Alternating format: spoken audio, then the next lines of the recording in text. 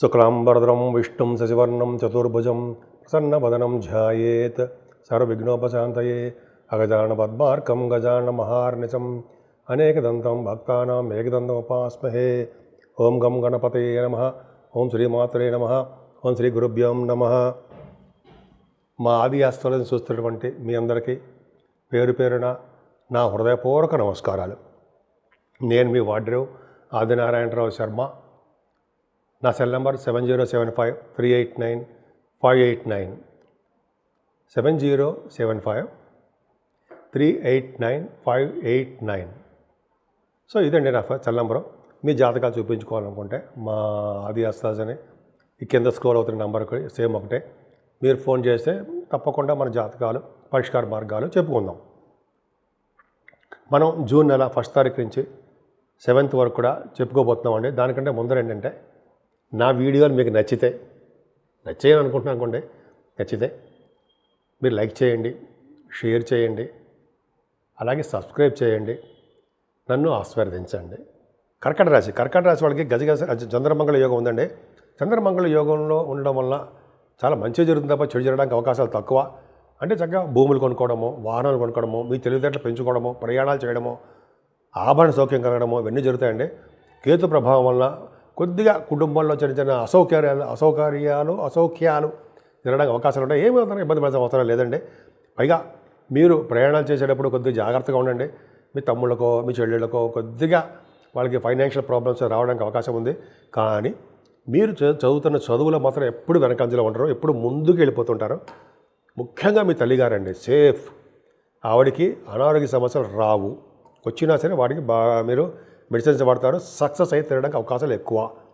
ముఖ్యంగా రెండో పాయింట్ ఏంటంటే, మ్యూజిక్ ఉంటారు సరే, అంటే డ్యాన్స్ మ్యూజిక్ వాయించే సంగీతం, వాళ్ళకి వాయిద్య కళాకారులు అంటారు, వాళ్ళకి బ్యూటిఫుల్గా ఉంటుందండి. సంగీతంలో ఉన్న బాగా బంగారాభరణాలు ఉంటాయి.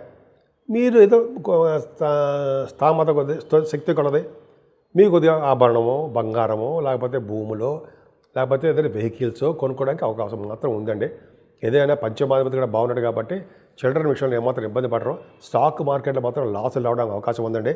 ఏదేమైనా ఆరో భావాన్ని కూడా గురుదృష్టి చూడడం వల్ల చక్కగా మీరు ప్రతి రంగంలోనూ ముందంజలో ఉంటారు. మీరేంటంటే ఆరో భావం బాగుంది కాబట్టి శత్రువుల వల్ల భయం కానీ, మీ రోగం వల్ల భయం కానీ, రోగాలు మేము ఏం చేయవు. అంతేకాకుండా మీకు ప్రతి రంగంలో ముందంజలో ఉండడము. ఈ కొంతమందికి ఏమో ఈ లా రిలేటెడ్ సంబంధించిన వ్యవహారాల్లో ప్రాబ్లమ్స్ వస్తుంటాయి, వాటిలో సక్సెస్ అవుతుంటారు. ఏదైనా కుజుడి యొక్క దృష్టి బాగుంది కాబట్టి సప్తమ స్థానానికి భార్యాభర్తల అనురాగ దాంపత్య జీవితము ఎప్పుడు బాగుంటాయండి. కాదు ఏంటంటే అష్టమస్థలం రాహు తప్పు. రాహు వలన చాలా రకాల ప్రాబ్లమ్స్. ఇంతకుముందు అష్టమంలో శని, ఇప్పుడు అష్టమంలో రాహు. ఎవరైతే ఏముంది, ఇద్దరు ఒకటే.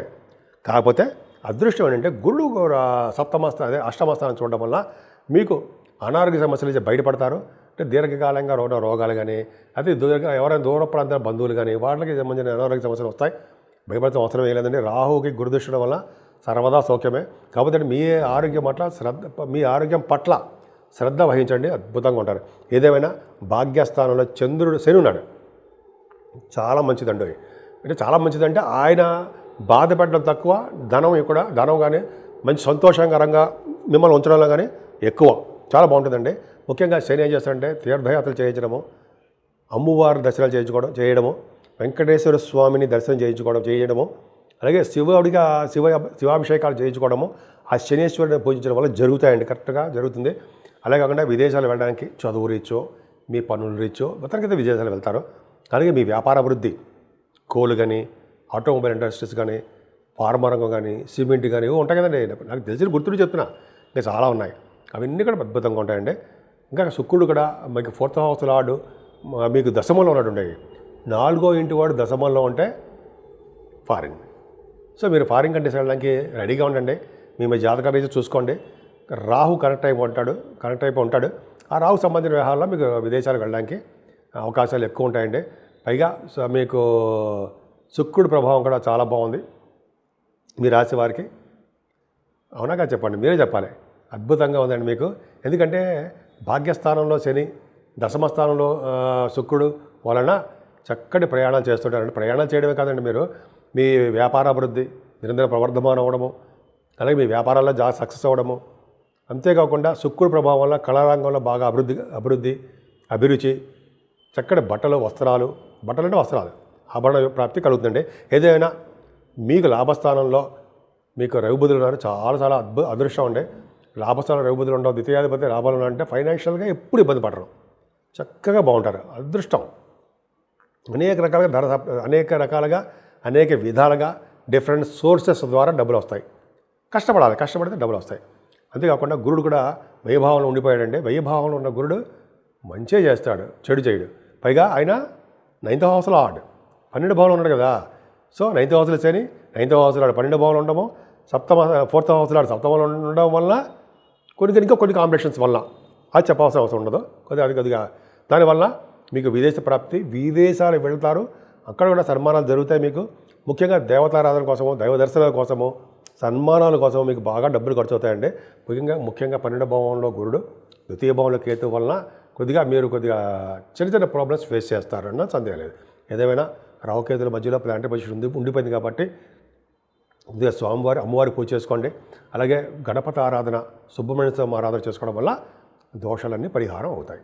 12 రాశుల వారికి చెప్పదగ్గ సూచన ఏంటయ్యా అంటే, ఎప్పుడు చెప్తున్నట్టుగానే మేషరాశి నుంచి మేషరాశి నుంచి మీనరాశి వరకు కూడా ముఖ్యంగా అన్ని గ్రహాలు రాహుకేతుల మధ్యలో బంధించబడ్డాయి. అంటే విపరీతమైన రాజయోగాలు కలగవు, కొద్దిగా చిన్న ఇబ్బంది కలుగుతూ ఉంటాయి. కాబట్టి మనం అంటే అన్ని రాశుల వాళ్ళు సర్పదోషంలో ఉండిపోయాం. అందుకని చాలా పోట్లాట్లు, తగాదాలు, మనస్పార్థలు, చికాకులు, కోపావేశాలు ఇవన్నీ ఉన్నాయి కదా. అవన్నీ తగ్గిపోతాయి, రాను అవన్నీ తగ్గడానికి అవకాశాలు ఉన్నాయి. అందుకనే కాళహస్తిలో కానీ దగ్గర ప్రాంతాల్లో ఎక్కడున్నా సరే రాహుకు పూజ చేయించుకోండి. రాహుకేతువులకి పూజలు ఖచ్చితంగా చేయించుకోవాలండి. అంతేకాకుండా అమ్మవారిని పూజించడం వల్ల రాహు కంట్రోల్లోకి వస్తాడు, వినాయకుడిని పూజించడం వల్ల కేతువు కంట్రోల్లోకి వస్తాడు. చూసారా, కుజుడు ఆయన పూజించడం వల్ల సర్వదా సౌఖ్యమే. సుబ్రహ్మణ్య స్వామిని పూజించడం వల్ల కుజుడు కూడా మంచి బలవంతుడైపోతాడు. కాబట్టి ఇవన్నీ చాలా సర్వసాధారణంగా మీ దేవుడు, ఏ దేవుడు మీకు ఇష్టం ఉంటే ఆ దేవుడిని పూజించడం మంచిదండి. దత్తాత్రేయ స్వామి వారు కానీ, దక్షిణామూర్తి గారు కానీ, శివుడు కానీ మీకు చాలామంది ఇష్టం కదండి. పూజలు చేసుకోవడం సరస్వతి అమ్మవారు అండి, మర్చిపోతుంటాం మనం. సరస్వతి అమ్మవారి పూజలు చేసుకుంటే ఆవిడ నాలుక మీద నాట్యం చేస్తూ ఉండమని, బ్రహ్మదేవుడిని ముఖం మీద వర్చస్సు పెంచమని మనం కోరుకుంటూ ఉండాలట. అందుకని అమ్మవారిని పూజ చేసుకుంటే నాలుక మీద నాట్యం చేస్తుంది ఆవిడే. అంటే నాట్యం చేయడం అంటే మన పలికే పలుకులు అద్భుతంగా ఉంటాయన్నమాట. అందుకనే సరస్వతి అమ్మవారిని ఎప్పుడూ ఎట్టి పరిస్థితుల్లో మర్చిపోకూడదు, మనం పూజ చేసుకోవాల్సిందే. అంటే విద్యార్థులే కాదండి, మంచి అందరికీ ఉపయోగపడుతుంది అన్నమాట. సో అన్ని రాశుల వాళ్ళకి సర్వశుభాలు, సర్వసౌఖ్యాలు కలగాలని, అన్ని సందర్భాల్లో కూడా మీరు సంపూర్ణ ఆరోగ్యవంతులుగా ఉండాలని, ముఖ్యంగా అది కావాల్సిందే ఆరోగ్యం. అలాగే భార్యాభర్తల యొక్క అనురాగం, ఈ 2 ఉండాలని చెప్పి ఉంటాయని నేను మనస్ఫూర్తిగా కోరుకుంటున్నాను.